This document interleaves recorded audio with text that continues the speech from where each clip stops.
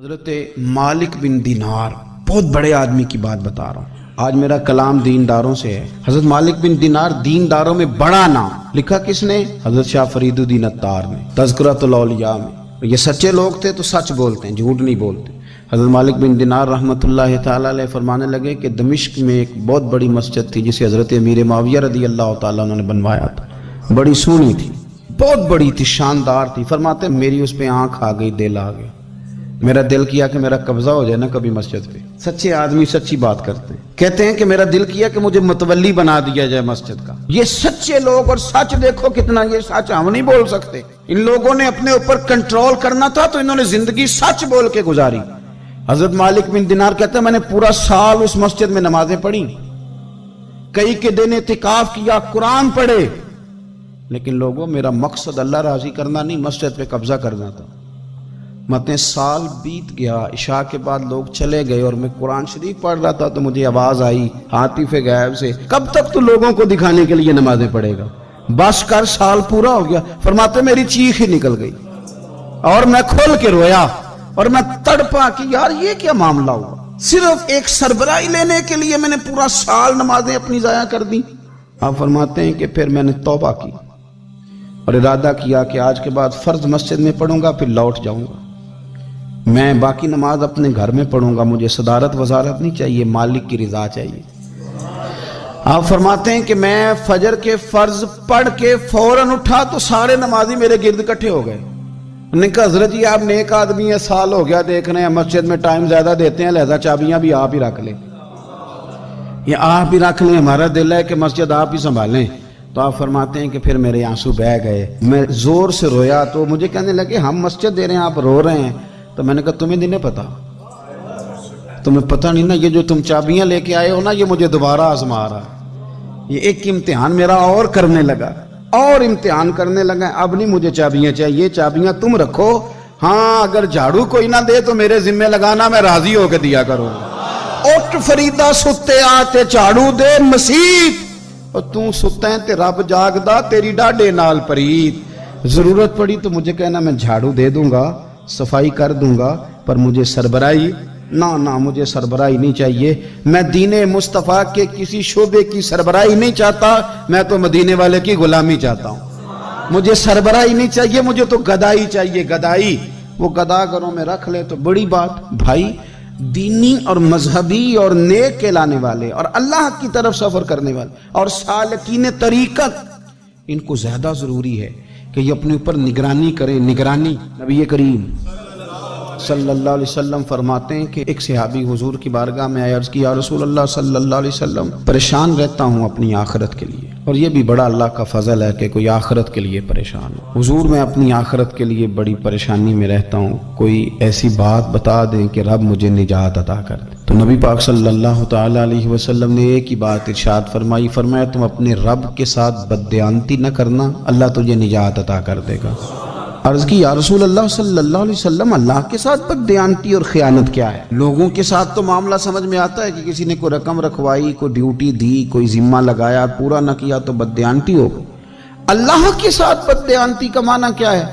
تو نبی پاک صلی اللہ علیہ وسلم فرمانے لگے وہ کام جو تمہیں خالص اپنے رب کی رضا کے لیے کرنے چاہیے تھے، ان کاموں میں اگر تم نے نیت کر لی نا کہ لوگ بھی دیکھ لے، غیر کا بھی تم نے ارادہ کر لیا، حکم دیا تھا اللہ رسول نے، کرنے تھے اللہ رسول کے لیے، اور جب تم نے ارادہ کر لیا نا کہ ذرا لوگوں کو بھی پتہ چل جائے میں نمازی ہوں، تہجد گزار ہوں، قاری قرآن ہوں، عامل بالسنہ ہوں، شریعت اسلامیہ کا پابند ہوں، جب تم نے یہ والا ذہن بنا لیا نا تو پھر تم نے اپنے رب کے ساتھ بددیانتی کی، پھر تم نے خیانت کی، پھر تم نے ٹھیک نہیں کیا. جب تم نے یہ ذہن بنا لیا کہ لوگوں کو پتہ چل جائے. حضرت شاہ منصور رحمۃ اللہ علیہ فرماتے ہیں کہ میرا ایک شخص سے بڑا قریبی تعلق تھا اور میں اسے بڑا نیک سمجھتا تھا، اور اچھے الفاظ میں اس کا لوگوں کے ہاں ذکر تھا، لوگ اسے نیک ہی سمجھتے تھے. لیکن مجھے کسی نے بتایا کہ وہ بہت ہی زیادہ بیمار ہے. میں تیمارداری کرنے گیا، میں نے اسے جا کے دیکھا تو بڑی اذیت میں تھا. میں نے کہا کیا ہوا؟ کہنے لگا حضور اپنے گناہوں کی پاداش میں ہوں.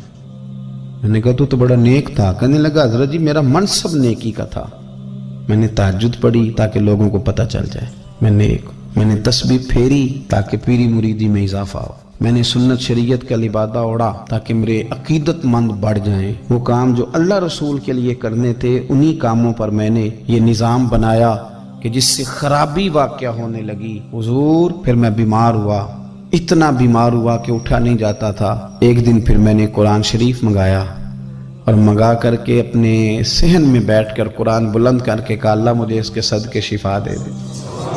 آج کے بعد ایسا کام نہیں کروں گا۔ رب نے تو شفا دے دی پر میں نہیں باز آیا، میں گویا بیچتا رہا تہجد کو، میں سیل کرتا رہا اپنے وظیفوں کو، میں نے وہ جملے، وہ الفاظ، وہ تلاوتیں، وہ نعتیں، وہ میں کرتا رہا، سیل کرتا رہا۔ پھر بیمار ہو گیا، پھر دعا مانگی، قرآن شریف شروع کیا، پڑھا، سورہ یاسین تک پہنچا، پھر بلند کیا، اللہ اس کے صدقے شفا دے دے، وہ بڑا ہی مہربان ہے، اس نے پھر معاف کر دیا۔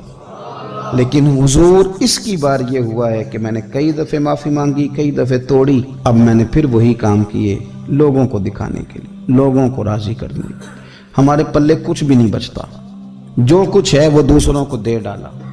اس لیے نبی پاک علیہ السلام فرماتے ہیں قیامت کے دن اللہ تعالیٰ کچھ لوگوں سے فرمائے گا جن کو دکھانے کے لیے نمازیں پڑھتے تھے جاؤ ان سے جا کے اجر مانگو، جن کو دکھانے کے لیے تم نے صدقات کیے ان سے کہو تمہیں اجر دیں، جن کو دکھانے کے لیے تم نے روزے رکھے ان سے کہو تمہیں اجر دے۔ وہ جو تم نے لبادے اوڑے نا اور بڑا کچھ تم بنے کہ میں داڑھی والا، میں پگڑی والا، میں جبے والا، جن کو دکھانے کے لیے کیا جاؤ جا کے ان سے اجر لو، میں تو تمہیں اس چیز کا اجر دوں گا جو تم نے خالص میرے لیے کیا۔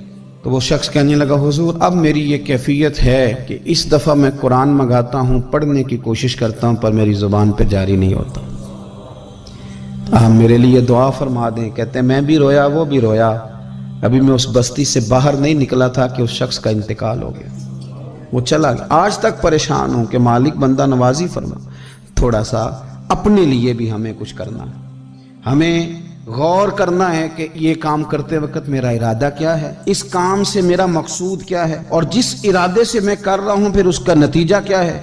اگر اسی طرح الجھ گئے، میں کہتا ہوں کہ ہم نے دعوتیں ولیمے بھی کھائے اور ہم منگنی میں بھی گئے اور ہم بارات میں بھی گئے اور ہم جناب سیاسی میٹنگ میں بھی گئے، کس لیے کہ دنیا داری ٹھیک رہے، یہ سارے کام دنیا کے لیے کر لیے تھے، تو اب نمازیں تو نانا دنیا داری کے لیے پڑھیں، یہ سارا کچھ ہو گیا تھا نا دنیا داری کے لیے، تو اب داڑھی حج زکوٰۃ کا معاملہ تو دنیا داری کے لیے نہ کریں۔ اب اس پر تو نہ دھبا ڈالیں، اس پر تو نہ وہی لیبل لگا لیں کہ یہ اوپر بڑا اچھا خوبصورت پیکٹ اور اندر سے نکلے ہی کوئی شے نہ، خرابی ہو جائے اور صبح قیامت جب راز کھلیں تو پھر ہم سے چھپنے کو جگہ ہی نہ مل سکے۔ نبی کریم صلی اللہ تعالی علیہ وسلم نے ہماری تربیت فرمائی، حضور فرمانے لگے مخلص ہو کے عمل کرنا، اگر تھوڑا بھی ہوا تو تمہیں کفایت کر جائے گا۔ حضرت ابو سعید ابو الخیر رحمۃ اللہ علیہ کہتے ہیں میں غلام خرید کے لایا، جو غلام شرط کے ساتھ آتے تھے وہ سستے ملتے تھے، اور جن کو ہم بس خرید لاتے تھے اپنی مرضی سے وہ ذرا مہنگے ہوتے تھے۔ تو غلام نے کہا حضرت جی 3 شرطیں ہوں گی اگر آپ مجھے خریدیں گے۔ میں نے کہا بولو۔ کہنے لگا پہلی شرط یہ ہے کہ میں سارا وقت آپ کی بات مانوں گا، پر اذان ہوگی تو پھر میں کسی کی بھی نہیں سنوں گا، پر میں جانوں میرا رب جانے۔ میں نے کہا قبول ہے۔ کہنے لگا دوسری شرط یہ ہے کہ دن کے وقت بات مانوں گا، رات کو نہیں مانوں گا۔